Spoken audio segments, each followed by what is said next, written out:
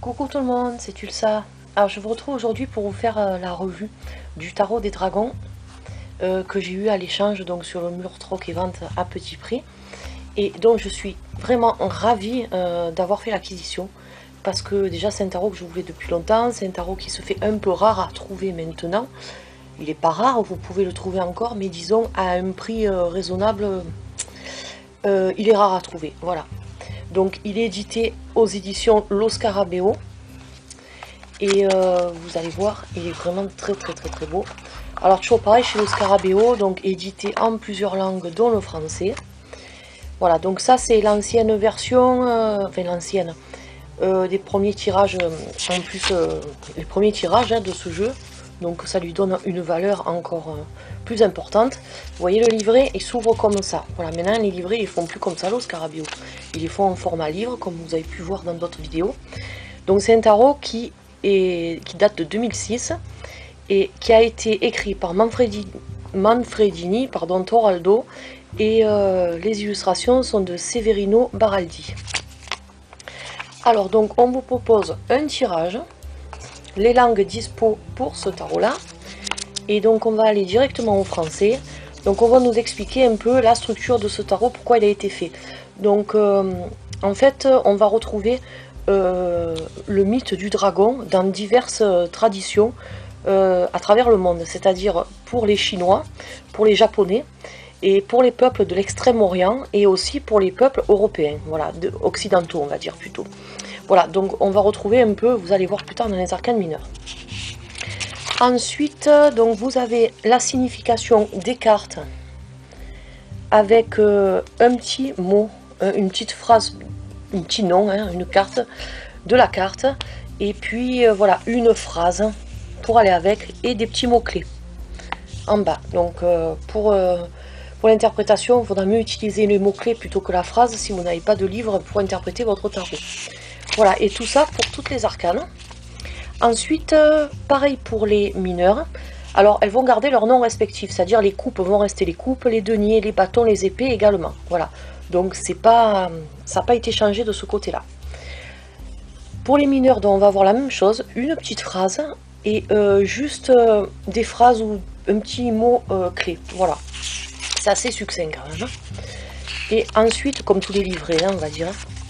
Et ensuite, donc vous avez l'explication du tirage. Le dragon, le chevalier et le destrier qui vous est proposé donc en début de livret. Voilà, donc ça c'est pour le livret avec, sans faire de jeu de mots. Maintenant on va passer aux cartes. Alors carte de présentation pour ce jeu. Et voilà le dos des cartes, il est très beau, franchement j'adore. Voilà, ce contour rouge, donc là on est vraiment dans le monde du dragon. Je trouve que ça lui donne une classe à ce tarot qu'on n'a pas l'habitude de retrouver, les bords rouges comme ça. Il est vraiment très beau. Vous voyez, donc ça c'est le dos. Endroit en vert, bien sûr, possible avec ce tarot.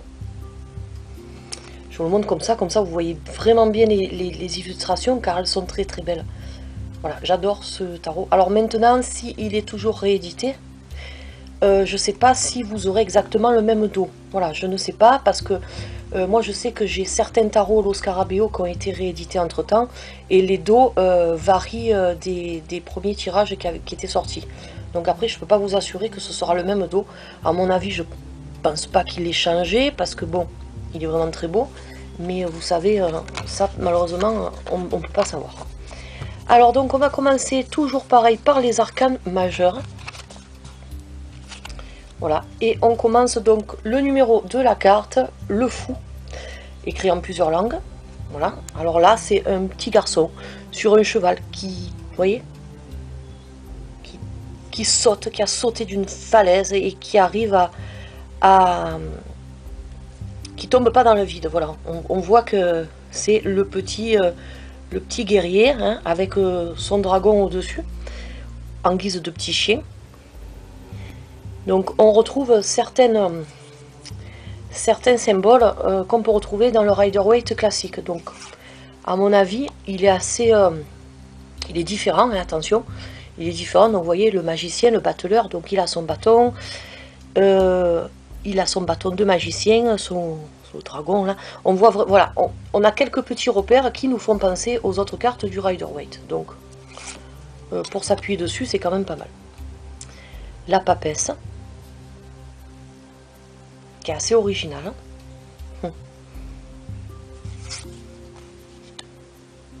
L'impératrice.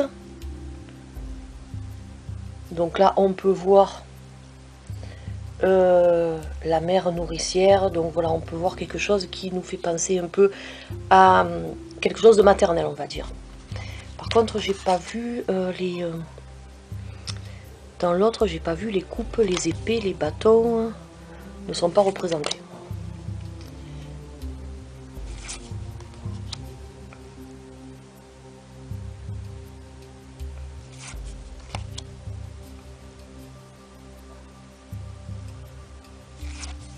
Alors ce sont de vrais dessins, ce ne sont pas des illustrations faites par ordinateur. Donc pour les personnes qui n'aiment pas les illustrations faites à l'ordinateur, vous inquiétez pas, vous ne retrouverez pas ces illustrations-là dans ce tarot. Voilà.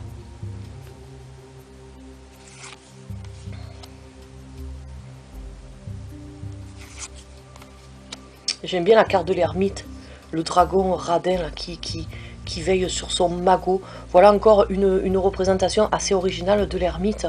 Hein, j'aime bien, on peut le reconnaître bien sûr à sa lampe, il est dans un trou là, hein, un endroit bien caché. Et comme Picsou, vous savez, il garde bien son magot de côté. J'adore cette carte. La roue, elle est vraiment très jolie la roue. Ah, c'est un beau tarot, hein, franchement. Je remercie énormément encore une fois Estelle, avec qui j'ai fait cet échange-là, voilà. Et ben, cette revue, elle est dédiée à toi, Estelle. Tu vois que ton tarot, ben, je le mets en valeur, et il va beaucoup me servir. Voilà, il va beaucoup me servir parce que vraiment, les illustrations me parlent beaucoup, et je sens que je vais adorer me servir de ce tarot-là. Il y a beaucoup de couleurs, on a beaucoup de rouge, on a beaucoup de... Les illustrations sont vraiment très belles, et il y a beaucoup de symboles dans les illustrations. Donc ça aussi c'est intéressant.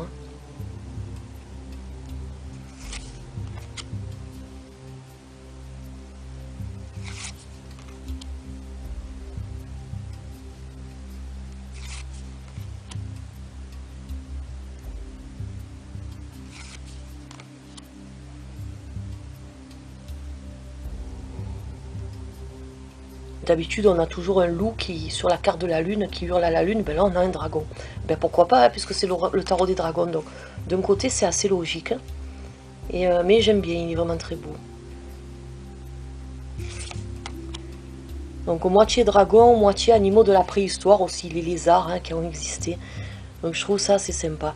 Le jugement, voilà, représenter les dinosaures hein, qui sont ben, le jour où ils ont été effacés de la Terre, hein, grâce à un changement d'air ou on ne sait pas quoi exactement. Mais voilà, donc la carte du jugement est représentée comme ça, et je trouve que c'est quand même assez ingénieux d'avoir représenté la carte du jugement par justement la fin des dinosaures, parce que c'est vraiment ce qui s'est passé, et ben, dans ce tarot ça va très bien. Hein. Et le monde, vraiment très joli. Voilà pour les arcanes majeures. Donc maintenant, on va commencer avec les arcanes mineures. Alors, on va commencer par... on va pas commencer par les arcanes mineures, je suis désolée. On va commencer donc par les coupes. Donc vous allez voir donc l'élément de l'eau hein, pour les coupes.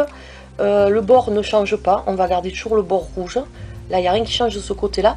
Mais par contre, ce qui va se passer, c'est que chaque série d'arcanes mineures va être rattachée à des pays. C'est-à-dire que là, pour les coupes, on va avoir le dragon, comment il est représenté dans la culture asiatique. Voilà, notamment. Hein.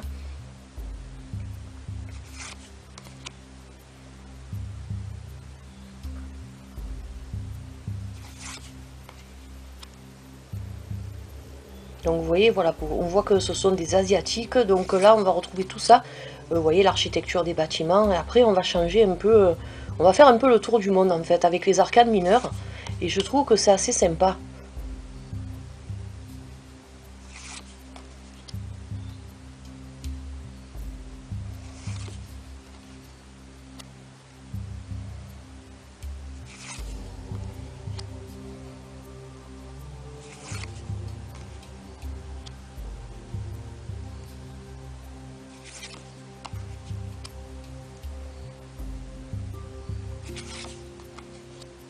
J'adore, elle est trop belle celle-là. Le petit bébé dans le coquillage, il est bien fait. Ah, franchement, c'est trop mignon ce tarot. Il est superbe.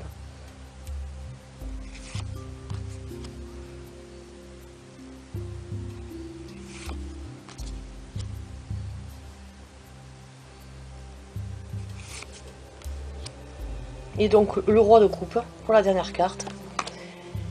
Après donc on va passer au denier et on va voir les dragons dans les cultures.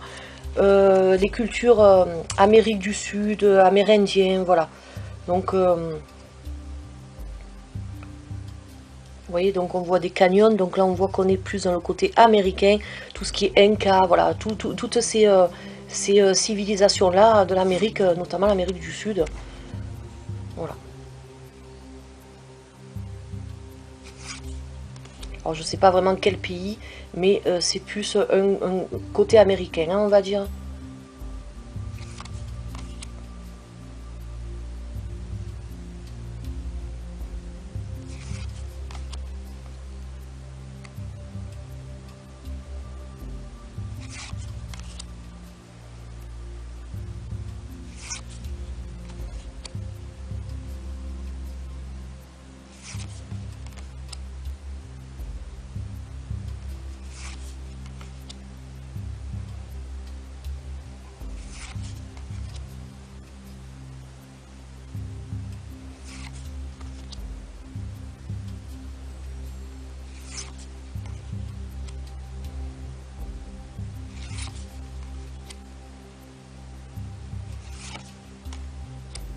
Les habillés aussi, je vous ai pas dit, conservent leur nom, donc là non plus ils n'ont pas changé, donc ça c'est assez sympa. Et maintenant donc on va passer au bâton relié à l'élément du feu. Et là avec les bâtons on va avoir les dragons dans la culture plus africaine.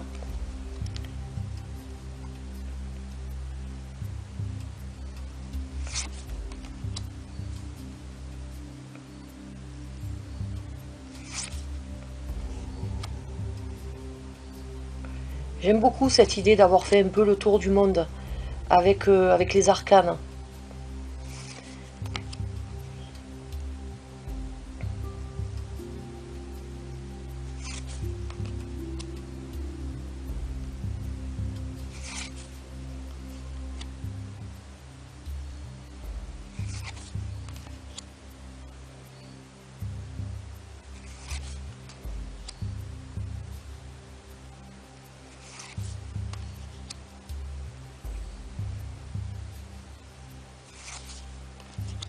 Elle est très jolie celle-là, j'aime beaucoup. Regardez.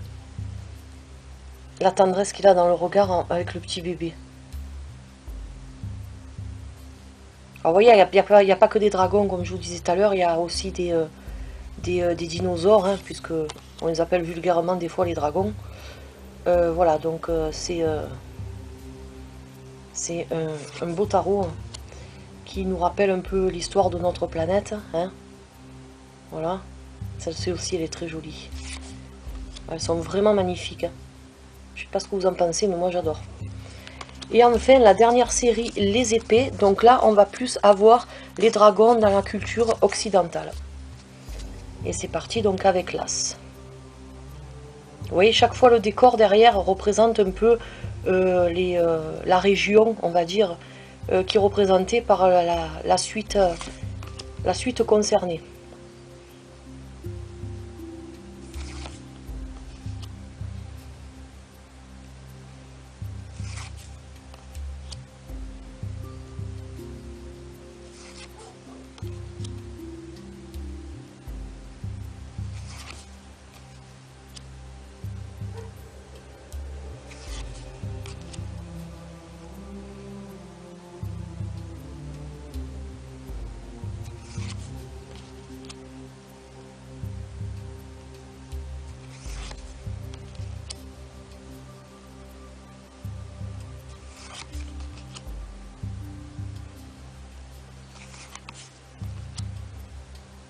Encore un petit bébé là. Ils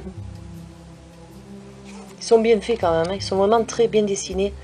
Il y a beaucoup de talent hein, artistique, là on est bien. Hein. Si vous aimez les illustrations faites à la main, vous allez vous régaler là. Et voilà pour le roi. Donc voilà pour ce tarot, j'espère que vous l'aurez aimé. Moi je sais que je l'aime beaucoup. Et il manquait à ma collection, je vous dis, j'attendais de l'acquérir depuis longtemps. Et puis ben, ce groupe est arrivé à point, Estelle est arrivée à point aussi. Et du coup, ben, ça m'a permis d'avoir un tarot en échange que je voulais depuis longtemps sans mettre des sommes astronomiques dans un tarot qui n'est presque plus édité. Et automatiquement, vous savez que quand il commence à se faire rare, eh ben, les vendeurs s'octroient le droit malheureusement de gonfler les prix. Donc voilà. Donc si vous pouvez essayer de vous le dégoter un peu d'occasion comme ça, même vous voyez que, ne faites pas attention, même si vous voyez que la boîte est un peu, malgré que je trouve que pour son âge, elle est super bien conservée la boîte. Donc on voit que c'était quelqu'un de soigneux. Ces boîtes souples de toute façon ça s'abîme même si on y fait attention. Donc ne vous fiez pas à ça, l'essentiel surtout c'est les cartes à l'intérieur. Elles sont nickel, moi je sais qu'elles sont arrivées à l'état neuf. Hein. Voilà, donc on voit que c'est quelqu'un qui était soigneux et puis j'ai fait une super affaire. Voilà, donc c'était ma revue du tarot des dragons, de Lo Scarabeo. Je vous retrouve prochainement pour d'autres vidéos. En attendant, je vous souhaite de passer une bonne journée. Allez, bye bye.